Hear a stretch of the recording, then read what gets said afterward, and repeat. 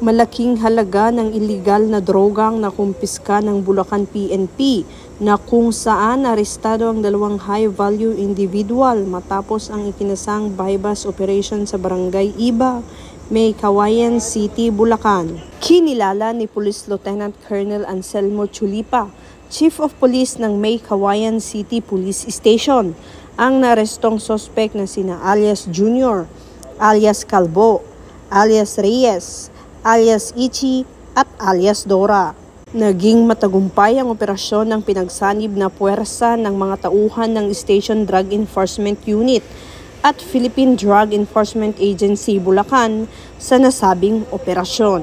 Ayon sa ulat ng Bulacan PNP, kanilang naharang ang sospek at nasabat ang malaking halaga ng shabu na kung saan kasalukuyan pang kinukumpirma ang kabuuang halaga ng ipinagbabawal na gamot. Ang maaari po huwag na po kami tularan. Kami po ay nalulong po sa masamang droga. At inaano ko po sa inyo, lalo na po sa mga kabataan. Huwag nyo nga po subukan at mapapahamak lang po ang inyong mga buhay. At mabuti pang lumapit po kayo sa mga sports na kailangan nyo doon. Mamili po kayo, marami pong sports na pwede pagkalibangan. Hindi na lang po pili ng droga at magagala lang po kayo sa amin. Mahabang panahon pa po ang katahaki namin para po makalabas dito. Nahaharap ang mga sospek sa kasong paglabag sa RA 9165 o Comprehensive Dangerous Drugs Act of 2002, amended by RA 10640 at kasalukuyang nasa kustodiya ng May Kawayan City Police Station para sa dokumentasyon at wastong disposisyon. Pinagmamalaki po naming paalam sa publiko ang isa na namang matagumpay na operasyon kontra illegal na droga na isinagawa ng ating kapulisan.